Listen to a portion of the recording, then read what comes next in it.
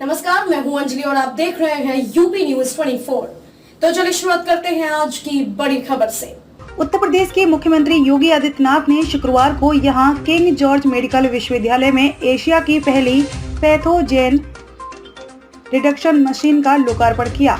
इस मशीन की उपलब्धता से लंग कैंसर व नसों के मरीजों का इलाज आसान होगा। इसके साथ ही प्रदेश में पहला थोरेसिक व वस्कुलर सर्जरी विभाग की भी शुरुआत हो गई। इस मौके पर उप मुख्यमंत्री व स्वास्थ्य मंत्री ब्रजेश पाठक और स्वास्थ्य राज्य मंत्री समेत अन्य लोग मौजूद रहे।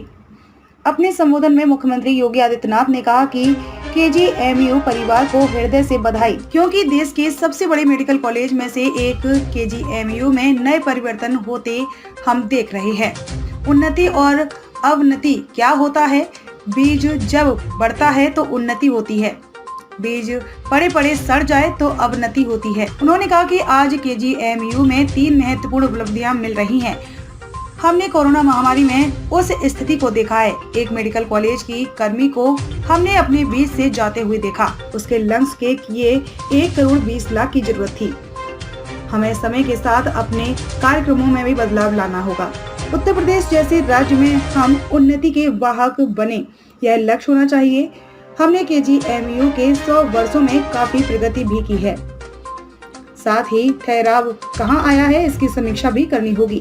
मुख्यमंत्री ने कहा कि नेशनल मेडिकल काउंसिल की नई शर्तों में बदलाव आया है। उनकी शर्तों में काफी सरलता आई है। NAC के मूल्यांकन की बात होती है, जहां मरीजों की बड़ी संख्या रोज आती है। हमें अपने रिसर्च पेपर ठीक से सिस्टेमेटिक ढंग से बनाने होंगे। यहाँ लगने वाली यह मशीन प्रदेश नहीं, भारत नहीं, बल्कि एशिया की पहली मशीन है। यह लंग्स के लिए काफी मददगार होगी। आज मुझे प्रसन्नता है कि ये मशीन यहाँ लगी है जो फंक्शनल होगी। केजीएमयू परिवार को इस बात के लिए भरोसा देता हूँ कि सरकार के पास पैसे की कमी नहीं है, बल्कि आपको उस दिशा में कार्य करना होगा। केजीएमयू को सुपर स्पेशलिस्ट की ओर बढ़ना चाहिए। आज छोटे छोटे मामलों को लखनऊ रेफर किया जाता है। आज हर जिले में मेडिकल कॉलेज का निर्माण हो रहा है। हमको टेली कंसल्टेंसी के साथ जुड़ना होगा। एक मरीज गोरखपुर, झांसी, प्रयागराज, सोनभद्र से लखनऊ आए, यह उनके जीवन के साथ खिलवाड़ करने वाला होगा। हमको मेडिकल क्षेत्र में नए प्रयोग करने की आवश्यकता है। यह आपके लिए एक नए अवसर तरीके होंगे। हमें अपनी पेपर वर्ग को मजबूत करना होगा। इंटरनेशनल जर्नल्स में आपके आर्टिकल्स संस्मरण प्रकाशित हों तो यह आपके NAC की ग्रेडिंग में सहायक होगा। छात्र छात्राएं और उपस्थित महानुभाव, मैं केजीएमयू परिवार को आज की इस उपलब्धि के लिए हृदय से बधाई देता हूं, अपनी शुभकामनाएं देता हूं। मेरे लिए अत्यंत प्रसन्नता का क्षण है कि देश के सबसे बड़े चिकित्सा विश्वविद्यालय में कुछ नई प्रगति के नए आयाम छोटे थे। हम सब इसे देख रहे हैं। हम सब अपने व्यक्तिगत जीवन में या सार्वजनिक जीवन में भी देखते हैं। आखिर उन्नति और अवनति क्या है? एक बीज का वृक्ष बन जाना, ये उसकी उन्नति है।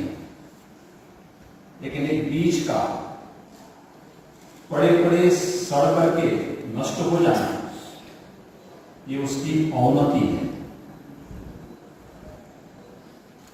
हम जिस सेवा के साथ जुड़े हुए हैं, अगर उस क्षेत्र में कुछ नया नहीं कर सकते तो हमारी स्थिति बीज की द्वितीय स्तर की होती है। लेकिन अगर हम उस विभाग को समय के रूप परिवर्तित करके